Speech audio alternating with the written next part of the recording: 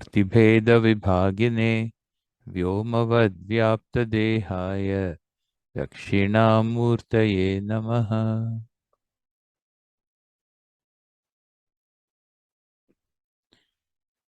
So, we have some more questions here. Some may have been, I may have addressed a couple of these, but we'll look at it again, So we'll start with the first one. Let's see. It says, could you please explain Nirvikalpa Samadhi?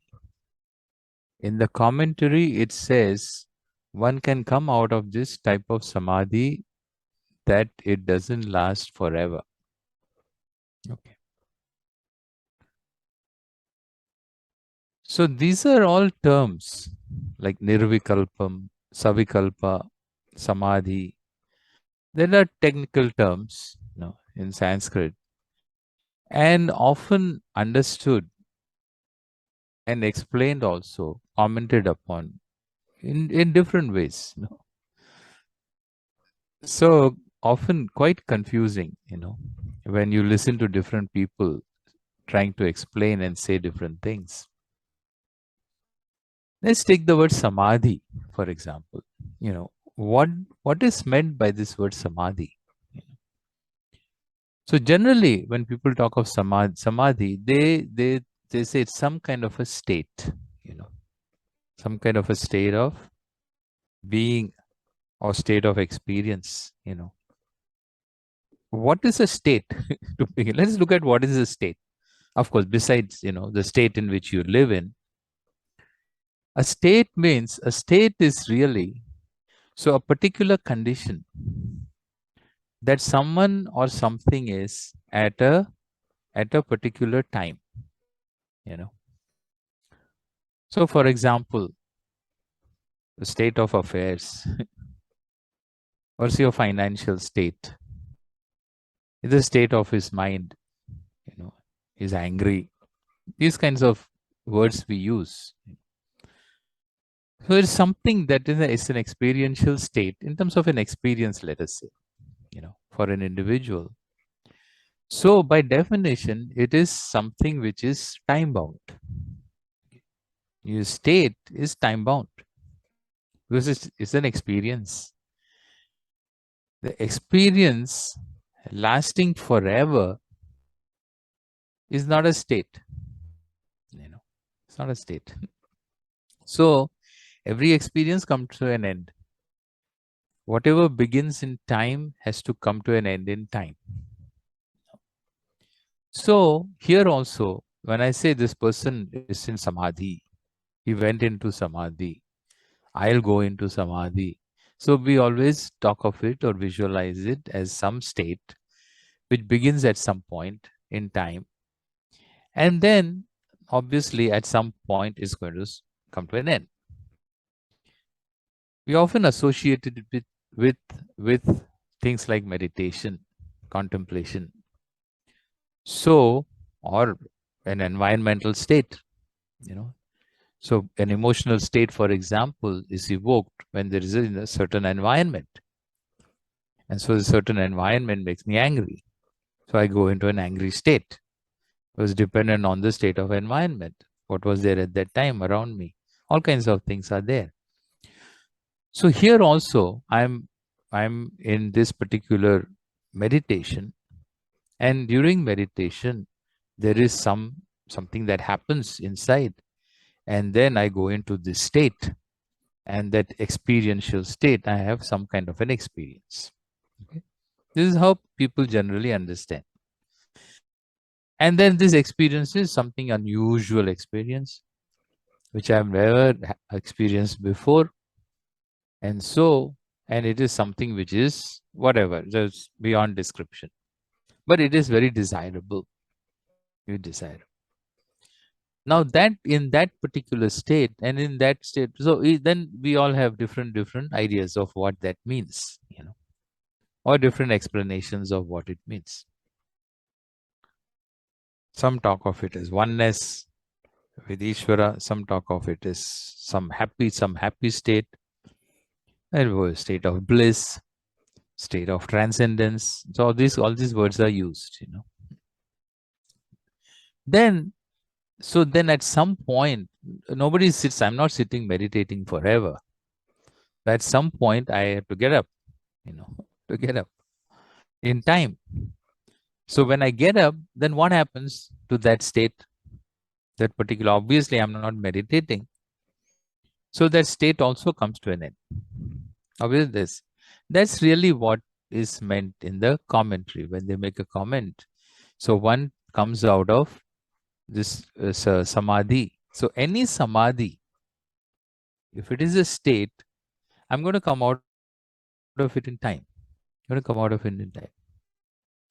So Savikalpa-Nirvikalpa, let's keep that aside for the moment. Samadhi, by definition, is a state of experience. If that is how I understand it, then that's going to come to an end in time. So, but that is not the only way we understand the word samadhi, So samadhi also is something connected to, in Advaitam. So this is where there are certain differences in understanding, So in Advaitam talks about the truth, oneness. We talk of oneness with Ishvara. What is meant by this oneness with Ishvara? Oneness.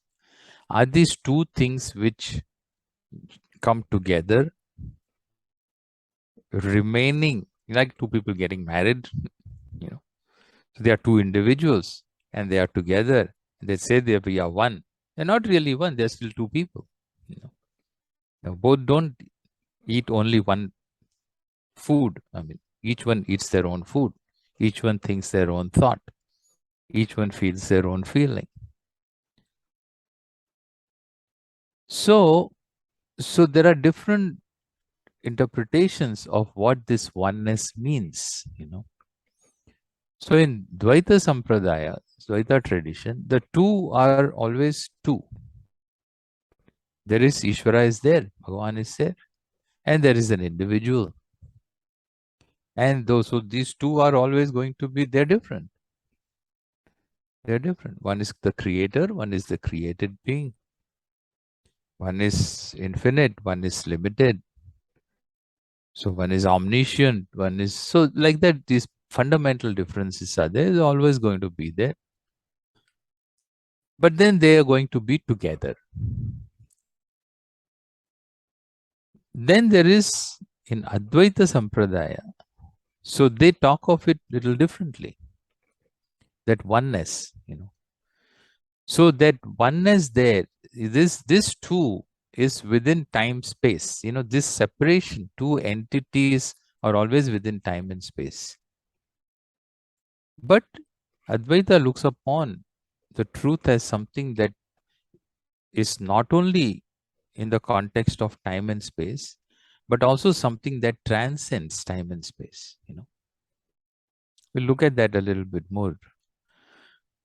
So when something transcends something else, so does it exclude what it transcends or it includes what it transcends? It's an interesting question, So when I say I transcend something, that means you're beyond something. What do you mean by transcend? Well, transcend means beyond. Beyond. So I transcend space. Okay. When you say you transcend space, that means what? I go beyond space. What is there beyond space? You mean you go to another space beyond this space, or you go to beyond space? No, I go to another space, you say. Then that is not beyond space, that is just another space. Okay. Beyond space means then in beyond space, it is, are you talking of space or are you talking of something else? Okay. And that something else, does it exclude this space or does it include this space? Same thing with time also. So when I say Bhagavan is beyond all of this, where is the beyond? In heaven. Where is the heaven? Is it in another time space dimension? And there's that dimension, if he's there, then is he not here? You know? So these are all different concepts that have to be clear. What we mean when I say I transcend. What am I transcending? And if I'm transcending something, where am I going? And where is that? And what is that? So, in Advaita, when talk of transcendence really doesn't exclude what is there. It doesn't, it includes. This is where you have some differences in different theologies at this point, So some theologies say God is somewhere in another place, time and place, which is outside the realm of this time and place, another location. You give it some name, So some concepts say that. Some say it is beyond your understanding, beyond concepts, beyond this, beyond that, beyond that. So there's one Swami who calls himself beyond Ananda also. What is beyond Ananda? That means he's beyond happiness. What is there beyond happiness? Anyway, so does that beyond include this? So here, when in Advaita, this is something like infinity. There are numbers.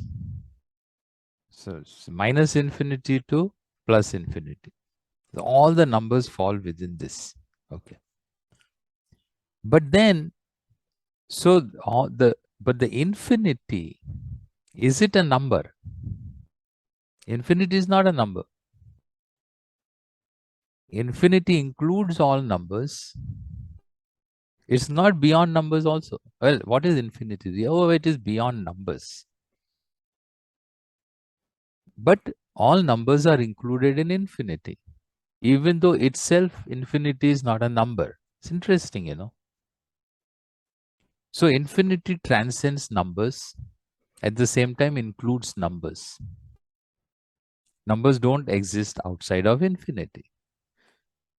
Infinity doesn't exist outside of numbers, in the sense it's not another number like unusual number. So that is what is called as immanent and transcendent, both. So in spite of being including all the numbers, itself it is beyond numbers. Only then, in fact, it can include all the numbers, really speaking. If it was one number, another number, it won't just include all the numbers and be beyond it at the same time. So when Advaita talks about oneness, it visualizes it. That's what it means, that oneness is a oneness that transcends everything and includes everything. Bhagavan transcends everything but is not outside everything. Also is inherent in everything, because nothing exists without that Bhagavan as the basis. So that's how you have some differences in this understanding of oneness and separate. So then what happens to the separation though? I still see myself as separate, even though you say Bhagavan is everything, but I don't see myself anything Bhagavan like in me. I see him very different. So this separation, what is that? Is that real? So in Dvaita Sampradaya, it is real. There is proximity, but not oneness. Proximity, there are degrees of proximity. But here, in Advaita, there is oneness in spite of an experiencing separation. There is an inherent oneness that is recognized, understood in oneself. So, anyway, so what happens? So, because of these differences in understanding, we have all these different ideas of samadhi when they try to explain. So, some people think that it's some kind of an experience, it's an experiential state, you know, that arises out of some practice, you know. So, he says, anyway, in general, samadhi, if I look upon samadhi, if I understand it as a state of experience, then any state of experience is time limited. I come out of that. Whereas if samadhi is understood in the bigger, in the other context of really an understanding of what this oneness is, which is where you have two other things that come into the picture, called as Shravanam and Mananam, you know. So Shravanam means I don't know all these things, I don't understand, they are all beyond me, I am ignorant of them. So I study, I try to understand cognitively what all this means. So I can have a mind that is ignorant of all these facts, meanings, ideas, knowledge. This is all knowledge. This is what is meant by knowledge with respect to the world, with respect to myself, with respect to Parameshwara. I don't know any of this stuff. And I have such a kind of a mind that now starts inquiring and expose myself to the source of knowledge, which for us is Shastram, scripture. And then I gain a certain clarity about all these things. Now I have a mind that knows certain facts, let us say. It's all born of Shravanam. And my own ideas also I have dealt with Shravanam, Mananam. Now this mind sits down and also does meditation. Meditating in a mind that is already informed, enlightened to some extent. Then all these facts that I have understood, a lot of these are something, some of it has to do with the world, some of it has to do with Parameshwara, some of it has to do with myself also, and my connection with all of this. So all those things which I want, is it really there with respect to me? You know, it's like a face, you know, somebody described, we don't know what we look like. The eyes never see, I never see my own face with my eyes directly. So somebody explains to me what my face looks like. Okay, now I know what my face looks like. Now my eyes are this color, my nose is like that, my ears are this shape, all these things now I have a knowledge of. But is it really, I still don't quite see it, recognize it as myself. I have indirect knowledge. Then I look at a mirror. Then the person puts a mirror in front of me, first time. And then I look at the mirror. Oh, no, now I connect the two. You know? Like you connect a name to a face. So here with a mind that has gone through Shravanam, Mananam, then person sits and does Dhyanam and gains a certain, it all becomes real now. Because now I see it for myself, about myself, in myself. The self-recognition.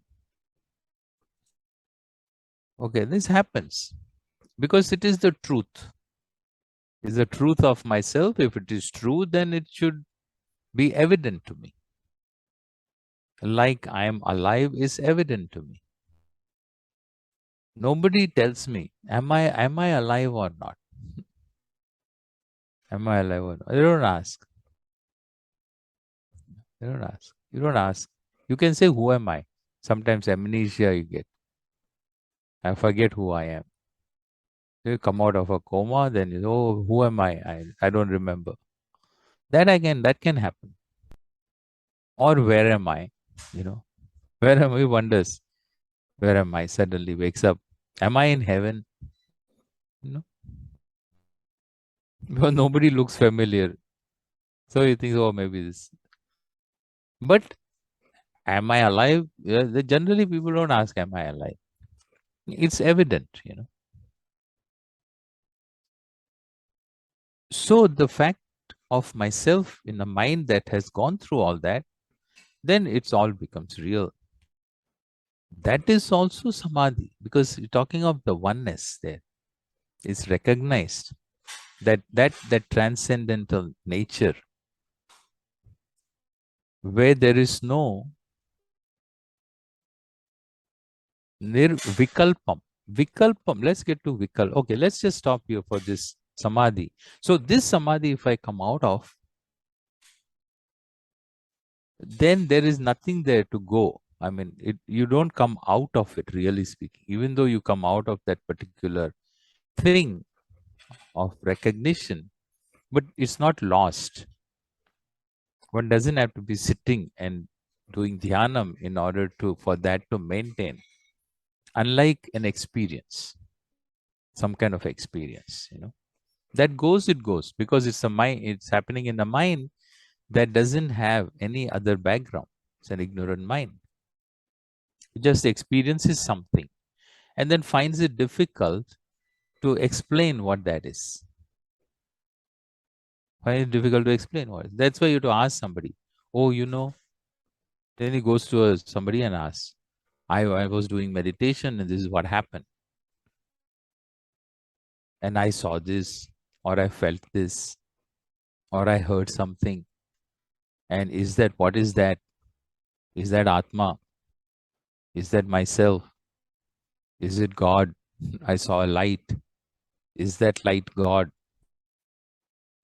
You know, so all these kinds of questions, somebody else has to come and tell me what was what. Okay. So that is with respect to samadhi. Another thing, nirvikalpam. What is nirvikalpam? So there are, the word vikalpam means thoughts. Vikalpam is thoughts. So with thought, savikalpam. No thoughts is nirvikalpam. What kind of thoughts we talking about? So here, in any experience, in the context of experience, right? Nirvikalpa Samadhi. Nirvikalpa Samadhi. So here, there are three things in any experience. This Samadhi experience, suppose I take it as experience. There is, in any experience, there are three. There is a subject and there is an object, at least. And then there is that particular experience. But basically, subject and object are there. The subject of the experience is the one who's experiencing. That entity has to be there. And the object of experience is what is experienced in the form of some perception, some cognition. So there's subject, object, subject is subject, subject, object difference is there. So when there is a separation and a difference recognized in terms of subject, object, the experience, experiencing, that is called savikalpam. Nirvikalpam is where there is no such distinction. Because in meditation, what happens is, so this, okay, I'll come to meditation. I've talked about that before. So in meditation, what happens? You all know, meditation is dhyanam. Okay. So in meditation, there's an object of meditation. Something I'm meditating upon. Something I'm meditating upon, that's the definition of meditation. That's how we define meditation.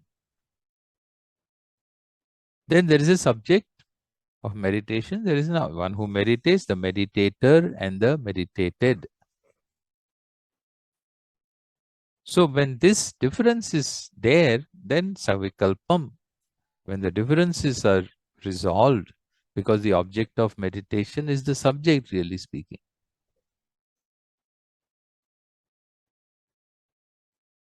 So that is Atma Jnanam. In that, when we talk about it that way, from Advaita standpoint, then there is no, the difference gets resolved.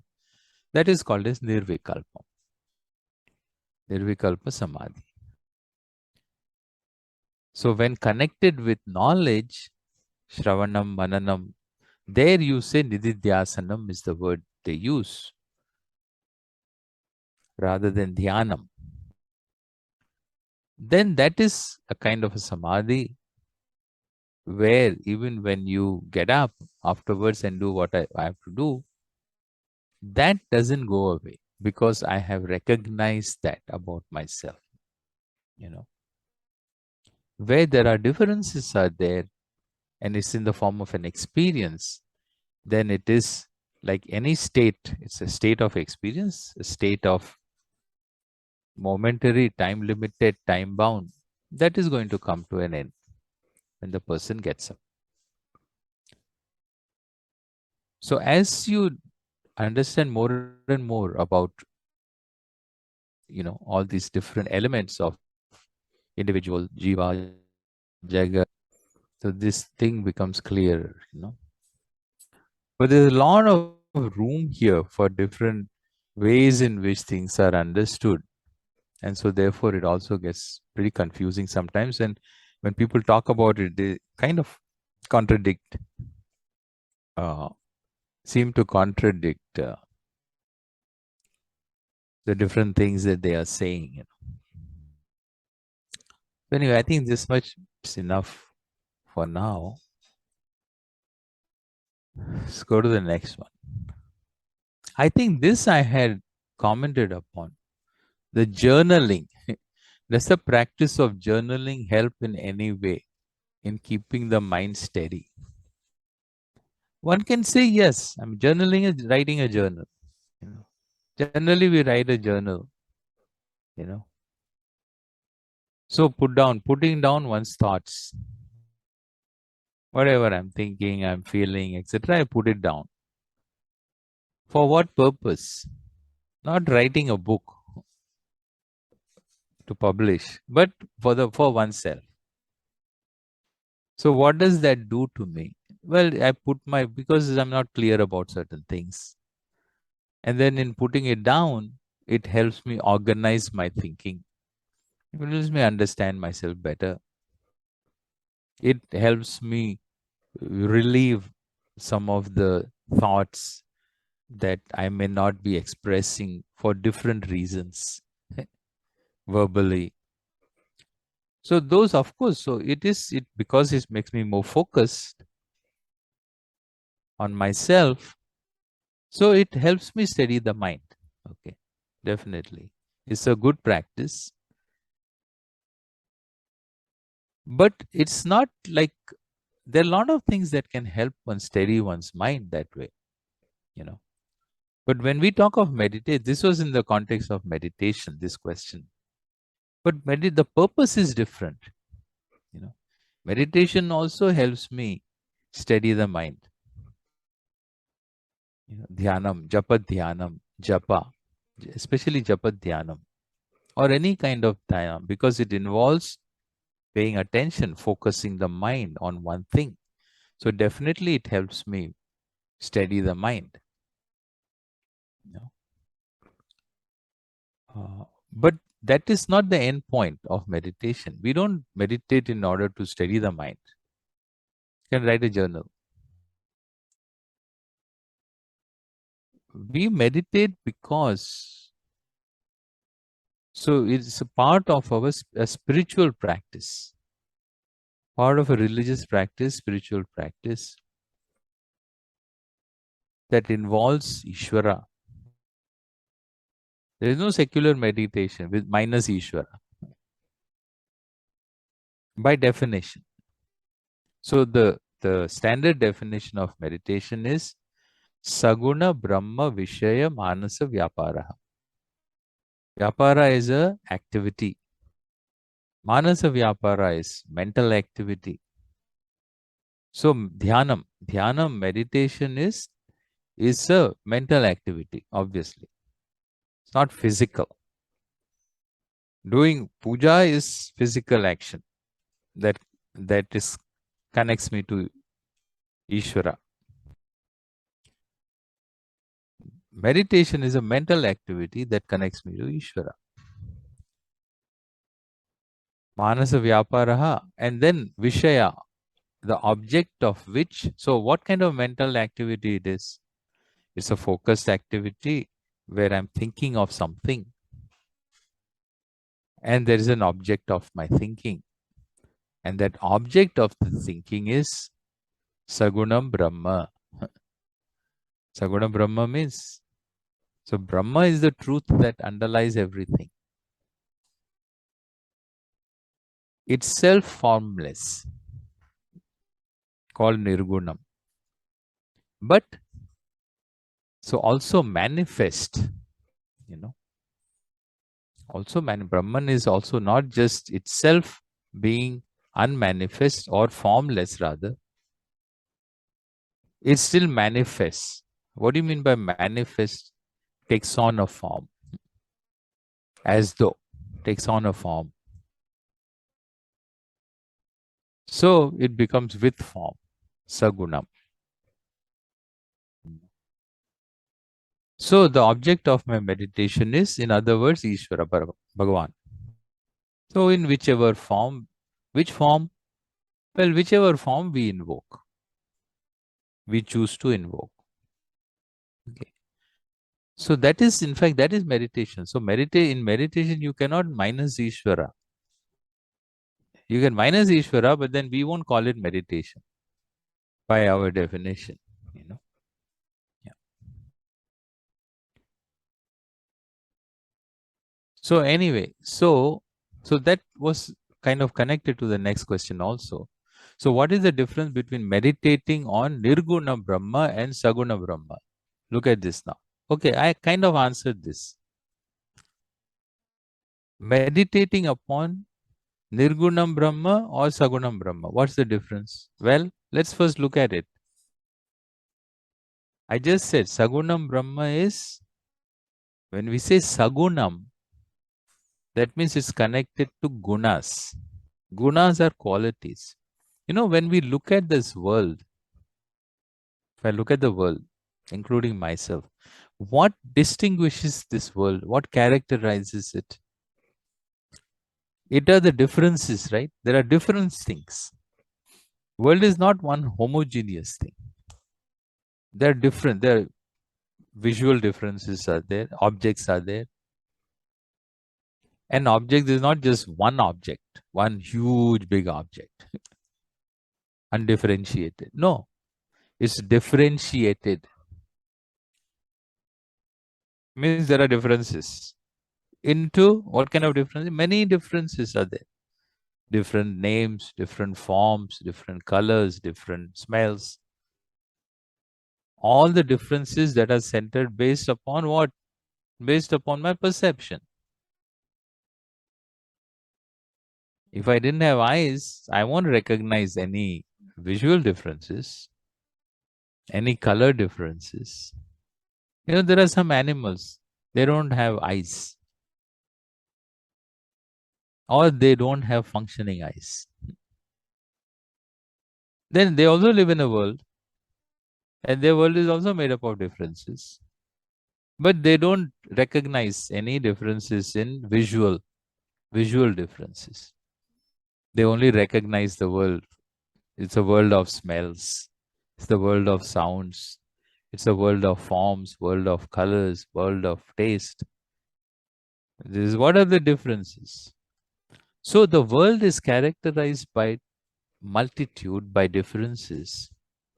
Differences in space, differences in time, differences in shape, And so what is it that brings about these differences? So you say, oh, well, differences are in quality and quantity, right? Qualitative and quantitative differences. This is a group of 1, this is a group of 10. They are different. Or differences in qualities. Qualities is called gunas. So the whole world is characterized by differences in terms of qualities. And his qualities is what is called as gunas.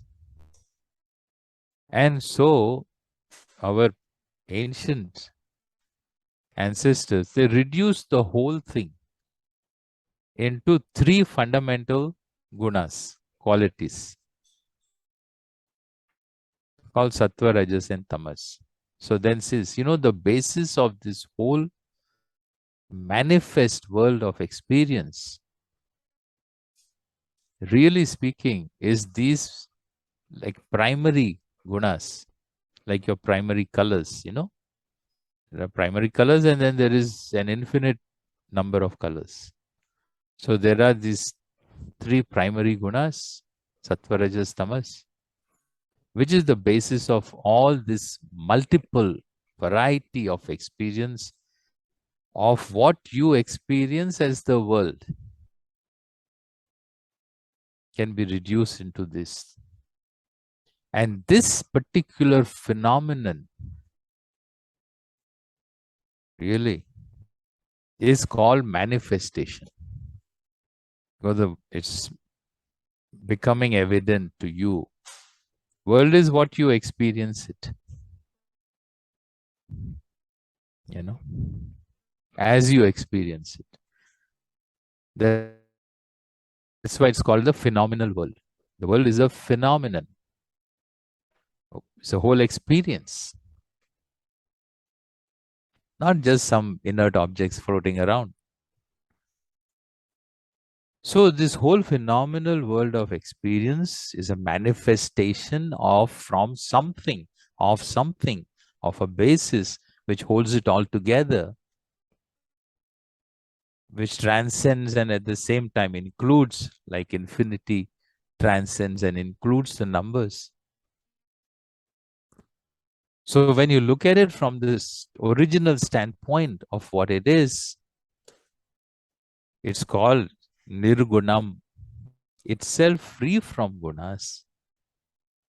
But when manifest, we call it Sagunam, Brahma.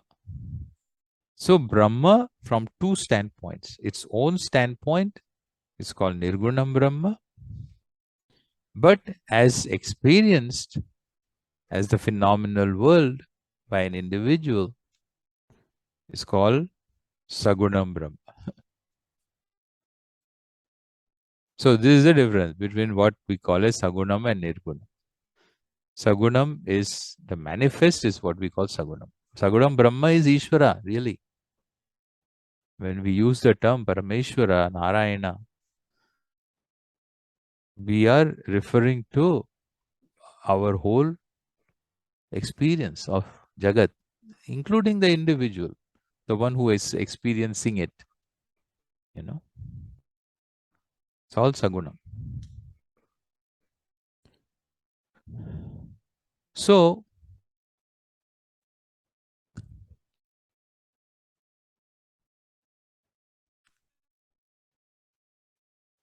sometimes what happens, people connect Nirvikalpa Samadhi with Nirgunam Brahma. Savikalpa Samadhi with Sagunam Brahma. So they say when you meditate upon Sagunam Brahma, you get Savikalpa Samadhi. When you meditate upon Nirgunam Brahma, you get Nirvikalpa Samadhi. So here the question is, what is the difference between meditating on Nirgunam Brahma and Sagunam Brahma? Now, if you go back to the definition of meditating, which I said before, what was that? Saguna Brahma Vishaya Manasa Vyapar is Dhyanam. So, Dhyanam is meditation where the object of meditation is Sagunam Brahma. Why is it Sagunam Brahma? Because it's an object of meditation. So, there's an object that you are meditating upon. Any object is defined by gunas.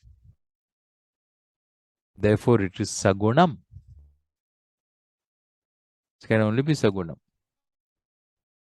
You know, Dhyanam can only be Sagunam. How about, but I want to do Nirguna Brahma meditation. Well, then either you don't call it meditation because it doesn't fit the definition.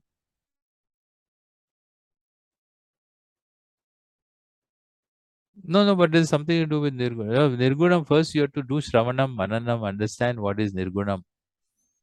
Then whatever you sit and do there, we call it Nididhyasanam.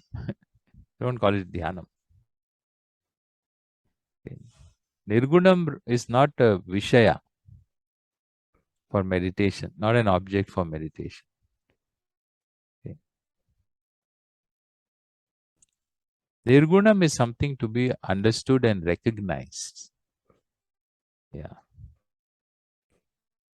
Not meditated upon.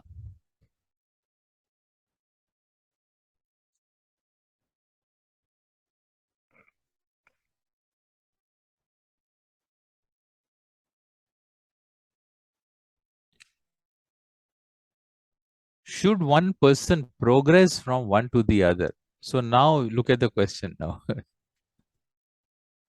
So now we understood now what is Nirgunam, what is Sagunam.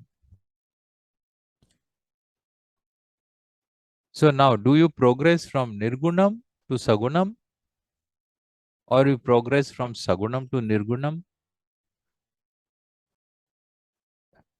Or is it progress? Is it progress? What do you mean by progress? You know, it's not a question of progression. Progression means moving forward. I move forward in time. I move forward in space and play in space. You know, journey. I'm going on a journey. I'm traveling. I'm driving. Have you progressed? No, I'm on the same spot. Traffic, I'm stuck in traffic.